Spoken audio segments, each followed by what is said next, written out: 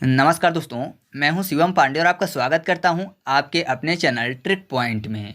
दोस्तों, आज हम लोग बात करने वाले हैं पूर्वी घाट पर्वत के बारे में, जिसको महेंद्रगिरी पर्वत के नाम से भी जाना जाता है। इससे पहले हम लोगों ने पश्चिमी घाट पर्वत, जिसको सह्याद्री पर्वत के नाम से जाना जाता है, तो उसके बारे में जितनी भी चीज़ें महत्वपूर्ण थी उनको हम लोगों ने डिटेल में देखा। साथ ही साथ इंडियन ज्योग्राफी की और भी वीडियो अपलोड हैं, तो अगर आपने उन वीडियो को नहीं देखा है तो उसकी लिंक आपको कमेंट बॉक्स में पिन की हुई मिल जाएगी। आप वहां से उन सभी वीडियो को देख सकते हैं। साथ ही मैं आपको एक और सूचना दे दूं कि अगर आप इसकी पीडीएफ डाउनलोड करना चाहते हैं तो आप टेलीग्राम पर जाकर सर्च करिएगा ट्रिक पॉइंट और चैनल को ज्वाइन कर लीजिएगा। वहां पे आपको पीडीएफ मिल जाएगी। साथ ही साथ अगर आप इंडियन ज्योग्राफी की या फिर जितनी भी वीडियो मैं यूट्यूब पर अपलोड करता हूं उनके क्विज सॉल्व करना चाहते हैं तो टेलीग्राम पर जाकर सर्च करिएगा ट्रिक पॉइंट क्विज। आपको ग्रुप मिल जाएगा, उसको ज्वाइन कर लीजिएगा। वहां पर मैं सभी वीडियो के फुल क्विज सॉल्व करवाता हूँ। ठीक है, तो देरी न करते हुए चलिए इस वीडियो को भी शुरू करते हैं। तो सबसे पहले आप देख लीजिए, यहाँ पर थोड़ा सा स्क्रीन पे इसमें थोड़ा सा ड्रॉ कर देता हूँ तो आपकी कुछ चीज़ें समझ में आ जाएंगी। तो यहाँ पर जैसे आप देख रहे हैं, यहाँ पर मान लीजिए बंगाल की खाड़ी है। ठीक है, इसके बाद अगर थोड़ा सा ऊपर चले तो यहाँ पर आपको मिल जाएगा पूर्वी तटीय मैदान, और इसके बाद ये है पूर्वी घाट जो कि कम ऊंचा है।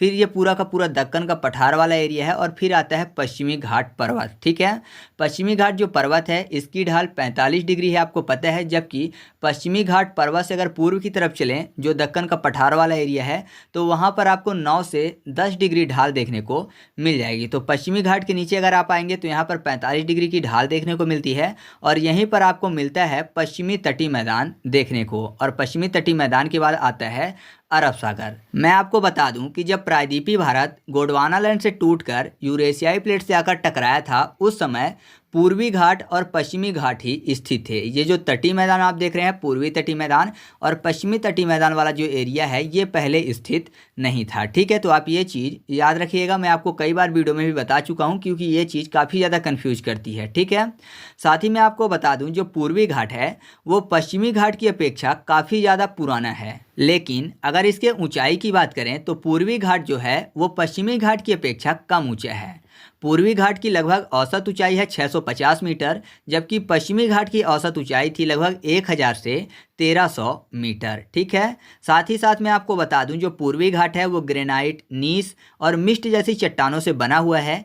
और क्योंकि ये एक पर्वत है तो जाहिर सी बात है किसी न किसी भूसन्नत के आधार पर इसका निर्माण हुआ होगा। लेकिन मैंने आपको एक चीज़ और बताया था कि जो पश्चिमी घाट वाला पर्वत है वो पर्वत नहीं है। वो क्या था कि जब आके टकराया था तो पश्चिमी घाट वाला जो एरिया था वो ऊपर उठ गया था, और जो अरब सागर वाली प्लेटें थी वो नीचे झुक गई थी। इस कारण से वो एरिया पर्वत की तरह ऊंचा दिखने लगा।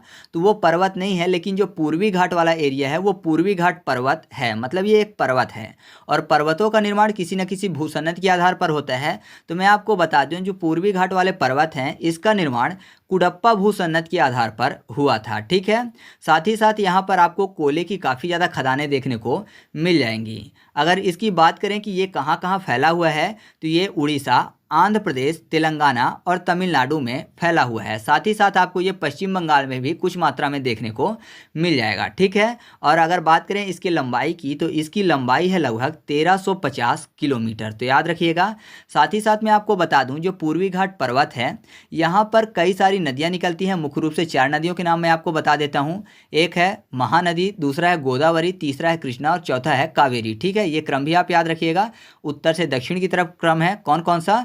एक है महानदी, दूसरा है गोदावरी, तीसरा है कृष्णा और फिर कावेरी। महानदी, गोदावरी, कृष्णा और कावेरी, ये क्रम है। ये काफ़ी ज़्यादा महत्वपूर्ण है, तो इसको भी आप याद रखिएगा। तो इन नदियों ने क्या किया है कि जो पूर्वी घाट पर्वत है इसको काफ़ी ज़्यादा विच्छेदित कर दिया है, मतलब काफ़ी ज़्यादा तोड़ दिया है। ठीक है, तो ये कहीं कहीं तो पर्वत की तरह दिखता है और कहीं कहीं छोटी छोटी पहाड़ियों में विभक्त हो चुका है। और अगर बात करें कि जो पूर्वी घाट पर्वत है इसकी सर्वोच्च चोटी कौन सी है, तो पूर्वी घाट पर्वत की सर्वोच्च चोटी है जिदगढ़ा। ठीक है, ये स्थित है आंध्र प्रदेश में। ठीक है, और इसकी दूसरी महत्वपूर्ण जो चोटी है वो है महेंद्रगिरी, जो कि ओडिशा में स्थित है। तो इस चीज़ को आप याद रखिएगा। इसके अलावा पूर्वी घाट के संबंध में मैं आपको बता दूं कि जो पूर्वी घाट पर्वत है वह एक बलित पर्वत है। ठीक है, इसका निर्माण कैब्रियन काल में हुआ है, और मैंने आपको पहले ही बता दिया कि अगर पर्वत है तो किसी न किसी भूसन्नत के आधार पर इसका निर्माण हुआ होगा। तो किस भूसन्नत के आधार पर इसका निर्माण हुआ था? कुडप्पा भूसन्नत के आधार पर। लेकिन वर्तमान में आपको पता है कि यहाँ पर मैंने पहले ही बताया कि 4 महत्वपूर्ण नदियाँ और छोटी छोटी नदियाँ हैं। वो महत्वपूर्ण नदियाँ कौन कौन सी है? महानदी, गोदावरी, कृष्णा और कावेरी। तो इनके द्वारा अत्यधिक रूप से घर्षित और काट छांट दिया गया है। ठीक है, इस कारण से अब ये असतत रूप से पाया जाता है। साथ ही साथ मैंने जब ड्रॉ किया था तो आपने देखा होगा कि प्रायद्वीपीय जो पठार है उसका ढाल किधर की तरफ है? तो पश्चिम से पूर्व की तरफ है। कितनी ढाल है? 9 से 10 डिग्री। ठीक है, तो ये चीज़ें आपको इसके संबंध में याद रखनी है। साथ ही पूर्वी घाट वाला जो एरिया है ये काफ़ी अच्छी वर्षा भी प्राप्त करता है, लगभग 100 से 150 सेंटीमीटर वार्षिक वर्षा। आपको पता है कि भारत में मानसून दो तरफ से आते हैं, एक अरब सागर की तरफ से और दूसरा आता है बंगाल की खाड़ी की तरफ से। तो जो पूर्वी घाट वाला एरिया है ये मुख्य रूप से बंगाल की खाड़ी वाली शाखा से मानसून प्राप्त करता है। तो यहाँ पर काफ़ी अच्छी वर्षा होती है, लगभग 100 से 150 सेंटीमीटर वार्षिक वर्षा। इसी कारण से यहाँ पर वनस्पतियाँ काफ़ी ज़्यादा देखने को मिलती हैं और जैव विविधता भी काफ़ी ज़्यादा देखने को मिलती है। ठीक है, साथ ही साथ मैं आपको बता दूं कि जो पूर्वी घाट है तो महानदी से गोदावरी तक जो एरिया है ये तो मुख्य रूप से पर्वत की तरफ दिखते हैं, और इसके बाद गोदावरी नदी और कृष्णा नदी के बीच का जो एरिया है तो ये वाला एरिया, यहाँ पर कोई भी पूर्वी घाट पर्वत नहीं पाए जाते। ठीक है, ये वाला जो मुहाना वाला एरिया है इन दोनों के बीच तो पूरी तरह से समाप्त हो चुका है। तो यहाँ पर आपको पूर्वी घाट पर्वत देखने को नहीं मिलेंगे। लेकिन इसके बाद जब आप आगे बढ़ेंगे तो कृष्णा नदी के बाद तमिलनाडु तक यहाँ पर आपको कई सारी पहाड़ियों में थोड़ा थोड़ा पूर्वी घाट जो है बटा हुआ मिल जाएगा। लेकिन अगर बात करें कि पर्वत के तौर पर कहाँ मिलता है तो मुख्य रूप से आपको पर्वत के तौर पर महानदी से गोदावरी तक ही देखने को मिलेगा। ठीक है, फिर गोदावरी से कृष्णा नदी के बीच ये नहीं देखने को मिलता है, या फिर ऐसा कहिए कि बहुत ही कम मिलता है। पूरी तरह से धीरे धीरे यहाँ पर समाप्त हो चुका है, कट चुका है, नदियों के द्वारा काटा जा चुका है, क्योंकि और भी छोटी छोटी नदियाँ यहाँ से निकलती हैं और फिर कृष्णा नदी के बाद ये छोटी छोटी पहाड़ियों के रूप में देखने को मिल जाता है। ठीक है, अब हम लोग बात कर लेते हैं पूर्वी घाट के पहाड़ियों की। तो आपको पता है जो नीलगिरी पहाड़ी है वो मुख्य रूप से पश्चिमी घाट के अंतर्गत आता है। उसके बाद पूर्वी घाट है, तो यहाँ पर आप देखेंगे एक पहाड़ी आपको मिलती है मेल्लागिरी पहाड़ी, जो कि तमिलनाडु और कर्नाटक में स्थित है। ठीक है, मैं आपको बता दूं ये मुख्य रूप से चंदन के लिए प्रसिद्ध है। इसके बाद आपको यहाँ पर कावेरी नदी निकलती हुई मिल जाएगी। इसके बाद फिर आपको मिलेगी एक पहाड़ी जिसको बोला जाता है सेवेरा पहाड़ी, जो कि तमिलनाडु में स्थित है। फिर ऊपर आप जाएंगे तो एक नदी मिल जाएगी जो है पोन्नयार नदी। ठीक है, ये भी तमिलनाडु के अंतर्गत ही निकलती है। और फिर ऊपर एक पहाड़ी मिलेगी जवादी की पहाड़ी, ये भी तमिलनाडु में स्थित है। ठीक है, फिर उसके बाद एक नदी ऊपर से निकलती है जो है पालार नदी, जो कि आंध्र प्रदेश के अंतर्गत आ जाती है। और फिर आपको मिलेगी नागरी की पहाड़ी, ये भी आंध्र प्रदेश में स्थित है। फिर पालकोंडा पहाड़ी, ये भी आंध्र प्रदेश में स्थित है। फिर एक नदी निकलती है उसको बोला जाता है पेन्नार नदी। ठीक है, फिर उसके ऊपर आपको एक पहाड़ी मिलेगी जो है वेलीकोंडा पहाड़ी। फिर ऊपर जाएंगे तो मिलेगी नल्लामाला पहाड़ी, उसके ऊपर एरामाला पहाड़ी, और फिर ऊपर से निकलती है कृष्णा नदी। ठीक है, कृष्णा नदी के बाद गोदावरी नदी निकलती है। तो इन दोनों के बीच में कोई भी पर्वत श्रृंखला या फिर पहाड़ी नहीं पाई जाती है। ये मुहाना पूरी तरह से काटा छाटा जा चुका है। ठीक है, इसके बाद आपको महेंद्रगिरी मिल जाएगी, महेंद्रगिरी मैंने आपको बताया था।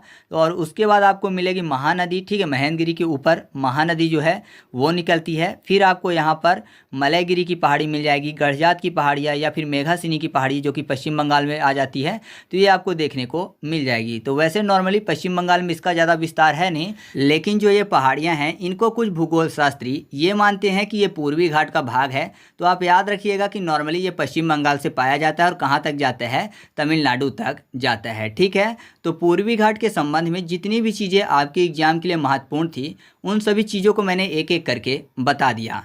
आपको वीडियो कैसा लगा ये कमेंट करके बताना है। साथ ही साथ आपको ये कमेंट करके बताना है कि जो पश्चिमी घाट है उसकी सबसे ऊंची चोटी कौन सी है। मैंने आपको बता दिया कि पूर्वी घाट की सबसे ऊंची चोटी कौन सी है, वो है जितगढ़ा। तो ऐसे ही आप कमेंट करके बताइएगा कि पश्चिमी घाट की सबसे ऊंची चोटी कौन सी है। ठीक है, तो अगर आपको वीडियो अच्छी लगी है तो वीडियो को लाइक कर दीजिएगा, और हाँ, इस वीडियो को अपने दोस्तों के साथ भी शेयर कर दीजिएगा जिससे उनकी भी मदद हो सके।